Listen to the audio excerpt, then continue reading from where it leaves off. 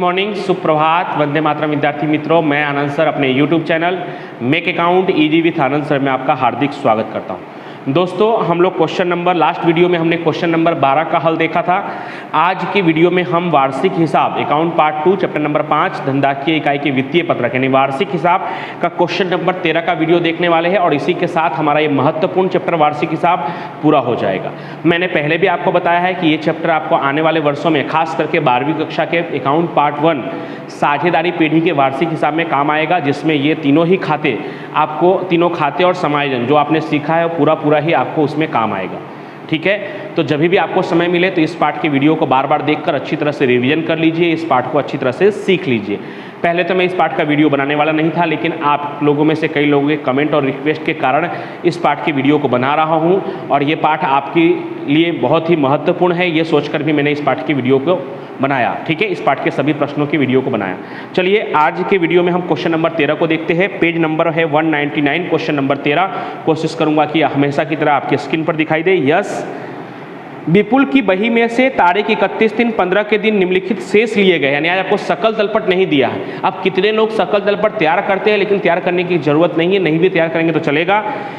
इन शेषों और समायोजनों पर से वार्षिक हिसाब तैयार करो। आपको शेष और समायोजन पर से क्या तैयार करना है? वार्षिक हिसाब तैयार करना है। आज के सवाल की खास बात यह है दोस्तों कि आज 2 या 3 गुप्त समायोजन है, उसकी वजह से सवाल खास है, बाकी नॉर्मल ही है। पहला है, वर्ष के अंत में माल का स्टॉक 1,50,000 का है, जिसमें 50% माल की बाजार कीमत 80,000 है और बाकी के 50% माल की बाजार कीमत कितनी है? 70,000। तो अंतिम स्टॉक कुल मिलाकर कितना है? तो अंतिम स्टॉक कुल मिलाकर है 1,50,000। अंतिम स्टॉक है कितने का? 1,50,000 का है, जिसमें 50%, तो पहला वाला 50% और ये दूसरा वाला 50%। तो पहला वाला जो 50%, तो 1,50,000 का 50% करेंगे तो कितना आएगा? 75,000। तो क्या लिखा है? 50% माल की बाजार कीमत 80,000 है, तो पहला वाला जो 50% निकाला हमने 75,000 आया, उसकी बाजार कीमत कितनी है? 80,000। और दूसरा वाला जो 75,000 है 50%, उसकी बाजार कीमत कितनी है? 70,000। उसकी बाजार कीमत कितनी है? 70,000। अब दोनों में से हम लोग कौन कौन सी कीमत लेंगे? तो यहाँ पे से 75,000 और 80,000 में से कौन सी कीमत लेंगे? 75,000। आपको मालूम है क्यों? क्योंकि कम है, तो यहाँ से हम 75,000 लेंगे। और इन दोनों में से कौन सा लेंगे? तो 70,000, क्योंकि 70,000 कम है। तो इस तरह से अंतिम स्टॉक कितना आएगा? तो 75,000 यहाँ से और यहाँ से 70,000, दोनों मिलाकर 1,45,000। अंतिम स्टॉक कितना आ गया? 1,45,000। कहाँ उसकी एंट्री होगी? व्यापार खाते के जमा में और संपत्ति लेना में। उसी पर सही का निशान लगाकर रखिए, बाद में हम उसकी एंट्री कर देंगे। दूसरा, 60,000 का उधार बिक्री बही में नहीं लिखा है। तो आपको अच्छी तरह से मालूम है बही में नहीं लिखा है उधार बिक्री, तो कहाँ जोड़ेंगे? बिक्री में जोड़ेंगे और देनदार में जोड़ेंगे। तो लगा दीजिए आप टिक, बिक्री पे नंबर 2 प्लस और देनदार पे नंबर 2 प्लस। तो लेफ्ट साइड पे मिलेगा आपको बिक्री, आज उधार जमा नहीं दिया है दोस्तों, इसलिए लेफ्ट साइड पे आपको मिलेगा बिक्री, उस पर नंबर 2 प्लस, और राइट साइड पे मिलेगा आपको देनदार, उस पर भी नंबर 2 प्लस। बिक्री और देनदार दोनों में हम क्या करेंगे? जोड़ेंगे। उसके बाद तीसरा, फर्नीचर पर 20% घिसाई गिनना है। फर्नीचर पे क्या करना है? 20% घिसाई गिनना है। लेकिन दोस्तों आज आपको फर्नीचर और फर्नीचर में वृद्धि दोनों दिया हुआ है राइट साइड पे, देनदार के नीचे फर्नीचर और फर्नीचर में वृद्धि, तो दोनों को ऐसे कोष्टक करके और दोनों पे लगा दीजिए नंबर 3 माइनस, नंबर 3 माइनस, यानी दोनों को जोड़ देना है और घिसाई क्या कर देना है? माइनस करना है। घिसाई माइनस करके कहाँ लिखेंगे? लाभ हानि के उधार में।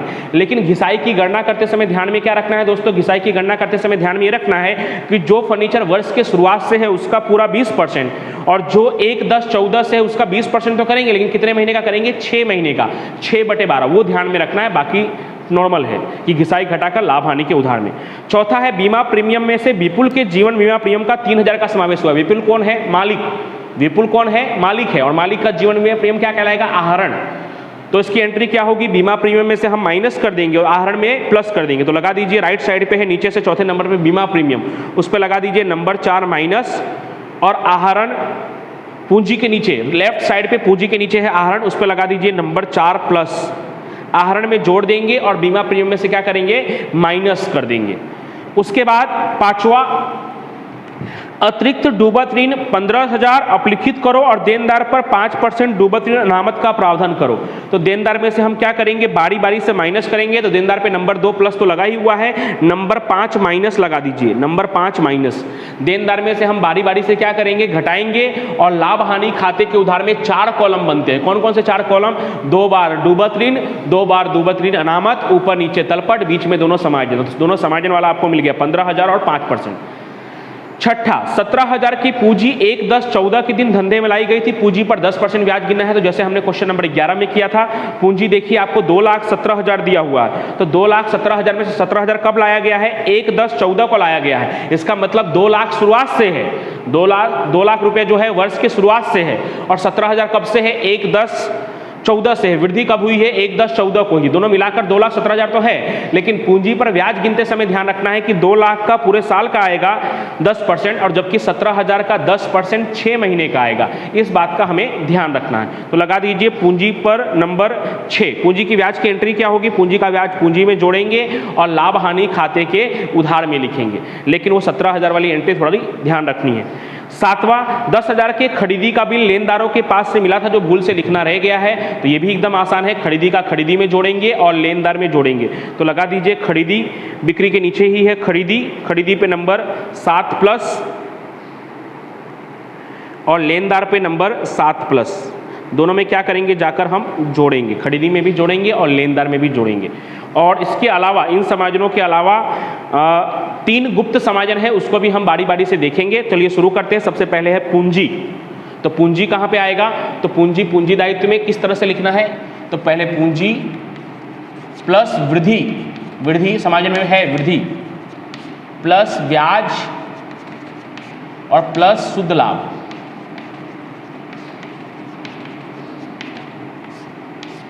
घटाओ आहरण प्लस वृद्धि, आहरण का ब्याज नहीं है इसलिए डायरेक्ट शुद्ध हानि। हमें कैसे मालूम नहीं है, तो हम सभी समायोजनों को पढ़ चुके हैं। तो सबसे पहले पूंजी 2,17,000 दिया है, लेकिन हमें उसे लिखना किस प्रकार से है, तो वर्ष की शुरुआत से यानी 1/4/14 से 2 लाख ही रहा होगा। ऐसा हमें कैसे मालूम पड़ा, तो नीचे लिखा है 17,000 की पूंजी कब लाई गई है, तो 17,000 की पूंजी 1/10/14 को लाई गई है। तो वृद्धि जो हुआ है वो 1/10/14 को हुआ है 17,000, और दोनों मिलाकर वर्ष के अंत में 2,17,000 है। तो अलग अलग लिखने का फायदा ये है कि आपको पूंजी पर ब्याज गिनते समय ध्यान में रहेगा। तो पूंजी का ब्याज 2 लाख का पूरा 10% करेंगे दोस्तों, यहाँ पे मैं कर रहा हूँ, 2 लाख का 10% करेंगे तो 20,000 आएगा। और जो 17,000 है उसका आपको 10% करना है, लेकिन 6/12, 17,000 का 10% करके 6/12, तो 17,000 का 10% करेंगे तो कितना होगा 1,700, और 1,700 गुणे 6/12 करेंगे तो कितना होगा 850। ठीक है, फिर से समझा दे रहा हूं, 2 लाख का 10% करेंगे तो कितना होगा 20,000, 17,000 का 10% गुणे 6/12 करेंगे तो कितना होगा 850। 17,000 का 10% करके 6/12 क्यों कर रहे हैं, क्योंकि कब से लाया है वो 1/10/14 से लाया है। तो 1/10/14 से 31/3/15 तक 6 महीना ही उसका उपयोग हुआ है, तो 6 महीने का ही ब्याज गिनना रहेगा। ठीक है, तो पहले वाले पर पूरा 20,000, मैं यहाँ कोष्टक में ऐसा हो तो लिख दे रहा हूँ, और दूसरे वाले का 850। इस तरह से कुल मिलाकर 20,850। दूसरी एंट्री पूंजी के ब्याज की कहाँ आएगी, लाभ हानि खाते के उधार में पूंजी का ब्याज 20,850। चलो, पूंजी के नीचे क्या है, आहरण। आहरण पे कौन सा समायोजन है, चौथा प्लस। तो आहरण दिया कितना है 36,000। 4 नंबर के समायोजन में क्या लिखा था कि विपुल के जीवन बीमा प्रीमियम का 3,000 का समावेश हुआ। विपुल कौन है, मालिक, और मालिक का जीवन बीमा प्रीमियम क्या कहलाएगा, आहरण। तो बीमा प्रीमियम में से माइनस करेंगे जब आएगा तब, और अभी आहरण में क्या करेंगे, प्लस करेंगे। तो पूंजी आहरण हो गया। पूंजी आहरण के बाद है बिक्री और खरीदी। तो बिक्री और खरीदी पर लगभग एक जैसा ही समायोजन है, लिखना बाकी उधार बिक्री और लिखना बाकी उधार खरीदी। तो आपको मालूम ही है दोनों क्या करेंगे, उसमें जोड़ेंगे। तो सबसे पहले बिक्री, व्यापार खाते के जमा में बिक्री कितना दिया हुआ है, बिक्री 6 लाख। कौन सा समायोजन है बिक्री पर, तो बिक्री पर है समायोजन नंबर 2। 60,000 का उधार बिक्री बही में नहीं लिखा है, तो प्लस लिखना बाकी 60,000। तो कितना हो जाएगा 6,60,000 माइनस बिक्री वापसी जब आएगा तो माइनस करके हम बाहर लिख देंगे। और इस तरफ ऊपर से एक लाइन प्रारंभिक स्टॉक के लिए छोड़ देना है आपको। उसके बाद खरीदी, इनर कॉलम में 3 लाख उस पर कौन सा समाजन है, तो उस पर 7वां समाजन है। लिखना बाकी 10,000, लिखना बाकी उधार खरीदी 10,000, 3 लाख और 10,000 को जोड़ेंगे तो कितना होगा 3,10,000, और इसमें से भी हम खरीद वापसी जब आएगा तो माइनस करके बाहर लिख देंगे, तो आ ही गया। उसी के नीचे है बिक्री माल वापसी और खरीद माल वापसी। बिक्री माल वापसी है 5,000, तो 6,60,000 में से 5,000 घटाएंगे तो 6,55,000, और खरीद वापसी है 4,000, 3,10,000 में से 4,000 घटाएंगे तो 3,06,000। चलिए, बिक्री माल वापसी और खरीद माल वापसी तक हो गया। फिर प्रारंभिक स्टॉक आपको अच्छे से मालूम है, व्यापार खाते के उधार में सबसे ऊपर प्रारंभिक स्टॉक। कितना प्रारंभिक स्टॉक 10,000।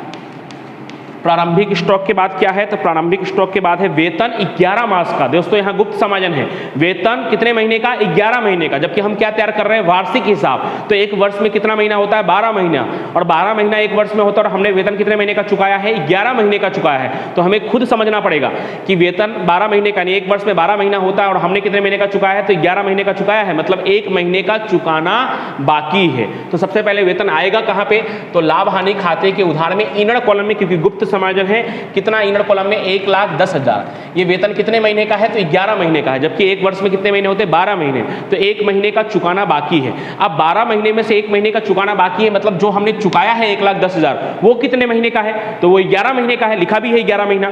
तो 11 महीने का 1,10,000, तो 1 महीने का कितना, तो 1,10,000 में 11 का भाग लगा देंगे दोस्तों, तो 1,10,000 भागे 11 करेंगे तो 1 महीने का मिल जाएगा 10,000, और 10,000 मिल जाएगा तो लिखेंगे प्लस चुकाना बाकी, चुकाना बाकी 10,000, बाहर कितना हो जाएगा 1,20,000, और चुकाना बाकी वेतन की दूसरी एंट्री कहाँ पे आएगी, तो पूंजी दायित्व में नीचे से लिखेंगे चुकाना बाकी वेतन 10,000। तो कहाँ से आया दोस्तों 10,000, तो वो 11 महीने का था, हमें चुकाना होता है 12 महीने का, तो हमने 1 महीने का चुकाना बाकी था, कैसे निकाल लिया, तो 1,10,000 भागे 11 करके हमने निकाल लिया 10,000। तो ये था गुप्त समाजन। उसके अगला वाला भी गुप्त समाजन है, 10% की बैंक लोन 1 लाख, और उसी के नीचे लिखा है 10% की बैंक लोन का ब्याज 5,000। दोस्तों बैंक लोन यानी क्या, हमारा कर्ज दायित्व। तो सबसे पहले तो वो कहाँ पे आएगा, तो पूंजी दायित्व में 10% की bank loan 1 lakh, inner column में लिख रहा हूँ 1 लाख। अब क्यों लिख रहा हूं वो सुनिए। अब 1 लाख हमने लोन लिया हुआ है बैंक से, कितने परसेंट ब्याज पर, 10% ब्याज पर। तारीख नहीं दिया है, मतलब वर्ष के शुरू से ही लिया हुआ है। तो 1 लाख का 10% ब्याज के हिसाब से कितना ब्याज हमें चुकाना चाहिए, 10,000। 1 लाख अगर हमने 10% ब्याज पर लिया है तो 1 लाख का 10% कितना होता है 10,000, जबकि हमने बैंक लोन का ब्याज चुकाया है 5,000। तो इसका मतलब हम खुद ही समझ जाएंगे कि बैंक लोन का ब्याज पहले आएगा कहाँ पे, तो लाभ हानि के उधार में बैंक लोन का ब्याज इनर कॉलम में 5,000। अब हमको खुद ही समझना है कि 1 लाख हमने लोन लिया है 10% से, तो 1 लाख का 10% कितना होता है 10,000। अगर 1 भी रुपया नहीं चुकाया होता 10,000 यहाँ भी जोड़ते और यहाँ भी लिखते 10,000, लेकिन 10,000 में से हमने 5,000 चुकाया है, लेकिन 5,000 अभी भी बाकी है। हमें कैसे मालूम 5,000 बाकी है, क्योंकि हमने 10% करके चेक कर लिया भाई 1 लाख का 10% कितना होता है 10,000 होता है, जबकि हमने चुकाया कितना है 5,000। तो प्लस चुकाना बाकी, प्लस चुकाना बाकी 5,000, बाहर आएगा 10,000, और यहाँ बैंक लोन में जोड़ भी सकते हैं, अलग से भी हम लिख सकते थे, तो अभी मैंने बैंक लोन को अंदर ही लिखा है तो उसी में जोड़ देता हूँ चुकाना बाकी ब्याज 5,000, तो बाहर आएगा 1,05,000। आप दोनों को अलग अलग भी लिख सकते हो, जरूरी नहीं है कि आपको जोड़ के ही लिखना है, लेकिन गुप्त समाजन था वो भी ध्यान रखना है। उसके बाद लेनी हुंडी देनी हुंडी आपको अच्छे से मालूम है। लेनी हुंडी कहाँ पे आता है, संपत्ति लेना में। नीचे से थोड़ा कितना है लेनी हुंडी, तो लेनी हुंडी है 6,000, और देनी हुंडी कहाँ पे आता है पूंजी दायित्व में। देनी हुंडी, देनी हुंडी कितना है, देनी हुंडी है 5,000। उसके बाद है 12% के डिवेंचर में विनियोग, इसमें भी गुप्त समाजन है दोस्तों। सबसे पहले विनियोग है तो कहाँ पे आएगा, संपत्ति लेना में। तो पहले हम संपत्ति लेना में लिखते हैं 12% के डिवेंचर में विनियोग कितना है, 12% के डिवेंचर में विनियोग 1 लाख। 12% के डिवेंचर में विनियोग 1 लाख। विनियोग मतलब इन्वेस्टमेंट, हमारी संपत्ति। अब हमने 12% से 1 लाख रुपए कहीं पे लगाया है, 12% पर 1 लाख रुपए कहीं पे लगाया है, तो हमें कितना ब्याज मिलना चाहिए, तो 1 लाख का 12% तारीख नहीं दिया मतलब पूरे साल का, 1 लाख का 12% पूरे साल का करेंगे तो कितना होगा 12,000। हमें 12,000 विनियोग का ब्याज मिलना चाहिए था, जबकि हमें विनियोग का ब्याज कितना मिला है, तो उसी के नीचे लिखा है 12% के डिवेंचर का ब्याज कितना मिला है, हमें 6,000 मिला है सिर्फ। तो इसका मतलब 6,000 मिलना बाकी है। तो सबसे पहले जो मिला है वो कहाँ लिखेंगे, तो लाभ हानि खाते के जमा में विनियोग का ब्याज 6000 इनर कॉलम में,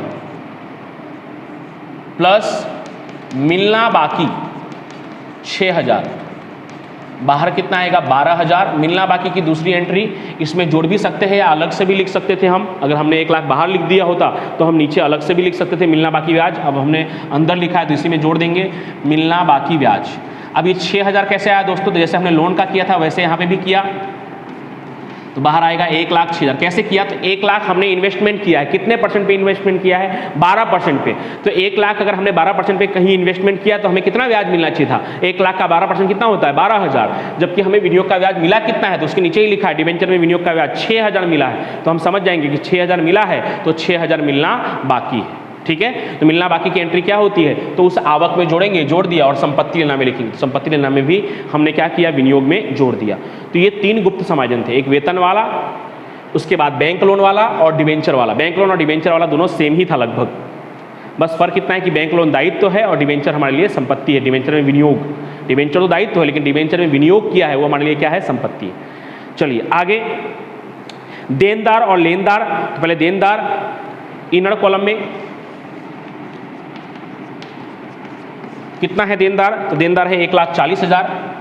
उस पर 2 समायोजन है, एक समायोजन है समायोजन नंबर 2 प्लस करना है हमें, और फिर समायोजन नंबर 5। तो 2 में क्या लिखा है 60,000 का उधार बिक्री बही में नहीं लिखा है तो प्लस जोड़ेंगे, लिखना बाकी उधार बिक्री 60,000। अब 2 लाख में 60,000 जोड़ोगे दोस्तों तो कितना होगा 2 लाख। उसके बाद नंबर 5 में हमें बारी बारी से माइनस करना है, कितना कितना माइनस करना है बारी बारी से। तो सबसे पहले नंबर 5 में क्या लिखा है 15,000 डूबत ऋण करना है और 5% डूबत इनामत, तो माइनस डूबत ऋण 15,000। 2 लाख में से 15,000 घटाएंगे तो कितना आएगा 1,85,000।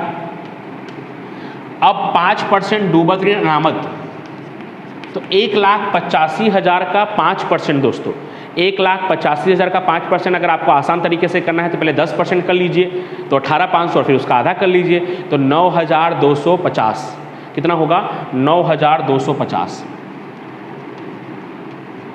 1,85,000 में से 9,250 घटाएंगे दोस्तों तो 1,75,750, 1,75,750। फिर भी एक बार आप चेक कर लीजिएगा 1,75,750। ठीक है, अब वो जो लिखना बाकी उधार बिक्री थी उसकी एंट्री तो पहले से हो ही चुकी है, तो डूबत ऋण और डूबत ऋण अनामत की एंट्री करते हैं। तो डूबत ऋण के 4 कॉलम बनते हैं, कौन कौन से 4 कॉलम मैंने आपको सिखाया हुआ है, 2 बार डूबत ऋण और 2 बार डूबत ऋण अनामत,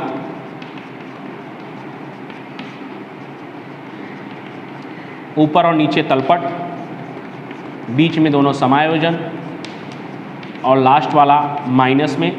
तो अभी हमें दोनों समायोजन वाला मिला है कितना कितना, तो डूबत ऋण समायोजन मिला है 15,000 और डूबत ऋण अनामत समायोजन मिला है 9,250। चलिए उसके बाद लेनदार, लेनदार कितना दिया है 60,000। लेनदार कहाँ पे आता है, पूंजी दायित्व में, इनर कॉलम में 60,000, क्योंकि उस पर भी समायोजन है। कौन सा समायोजन है, तो 7वां प्लस। तो 7वें में क्या लिखा हुआ था कि 10,000 की खरीदी का बिल मिला था जो लिखना रह गया है, तो प्लस लिखना बाकी, लिखना बाकी 10,000, तो 60 और 10 कितना होगा 70,000। उसके बाद फर्नीचर और फर्नीचर में वृद्धि, फर्नीचर और फर्नीचर में वृद्धि, तो उसे कैसे लिखेंगे, तो पहले फर्नीचर कब से दिया हुआ है, फर्नीचर 1,4,14 से, कितना दिया हुआ है 1,4,14 से फर्नीचर 1,60,000 प्लस वृद्धि वो कब से दिया हुआ है 1,10,14 से, वो कितना दिया हुआ है, तो वो दिया हुआ है 40,000। यानी कुल मिलाकर फर्नीचर हो गया 2 लाख। अब फर्नीचर पे क्या करने के लिए कहा है, घिसाई गिनने के लिए कहा है। कौन सा समाधान है फर्नीचर पे, तीसरा, कि 20% घिसाई गिनो।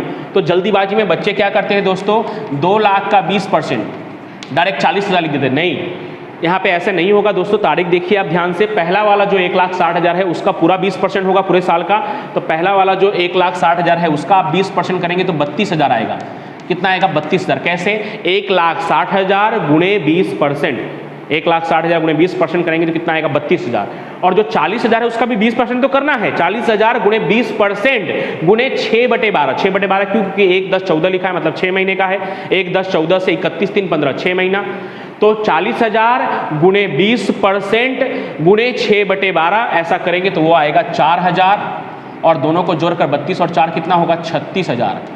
2 लाख में से जब आप 36,000 घटाएंगे तो 1,64,000 कितना आएगा 1,64,000। घिसाई की दूसरी एंट्री कहाँ पे? लाभ हानि खाते के उदाहरण में फर्नीचर का घिसाई 36,000। चलिए, फर्नीचर के घिसाई के बाद ऑफिस खर्च, लाभ हानि के उदाहरण में ही ऑफिस खर्च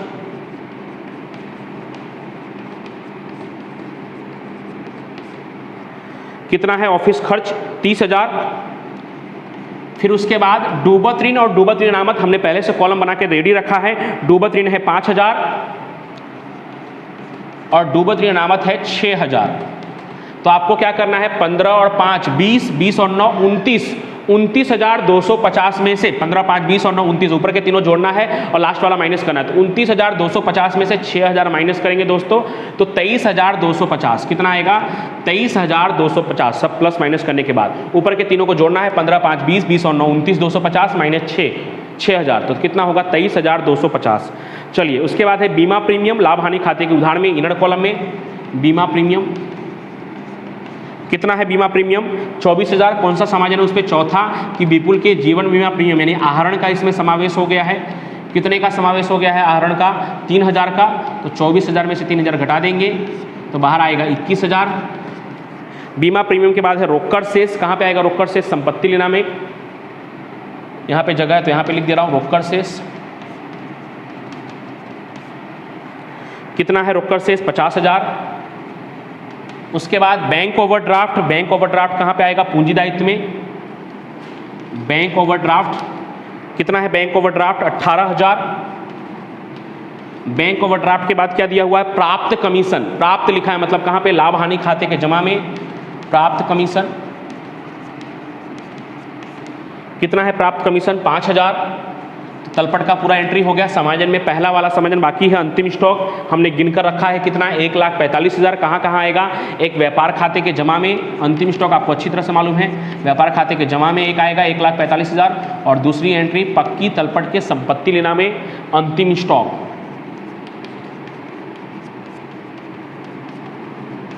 1,45,000। तो इस तरह से दोस्तों ये हमारा क्वेश्चन नंबर 13 और एक तरह से ये पार्ट हमारा पूरा हो गया। अब इस सभी खातों को हम बारी बारी से बंद कर देते हैं। चलिए, अब बारी बारी से हम सभी खातों को बंद कर देते हैं। तो व्यापार खाता मैंने टोटल कर दिया है। व्यापार खाते का जमा का योग ज़्यादा आएगा 8 लाख, तो यहाँ पे भी लिखेंगे हम 8 लाख। अब 8 लाख में से 10,000 और 3,06,000 माइनस करेंगे तो सकल लाभ आएगा 4,84,000 जो हम ले जाएंगे लाभ हानि खाते 4,84,000। उसमें 12,000 और 5,000 जोड़ेंगे तो जमा का योग ज़्यादा आएगा 5,01,000। वही हम उधार में भी लिखेंगे 5,01,000। उसमें से ये सब आप माइनस करेंगे, जितने भी खर्च और नुकसान है वो माइनस करेंगे तो शुद्ध लाभ 2,39,900 जो हम पूंजी में जोड़ देंगे। शुद्ध लाभ 2,39,900। तो इन सबको चारों को जोड़ने के बाद कुल पूंजी कितनी आएगी? 4,77,750।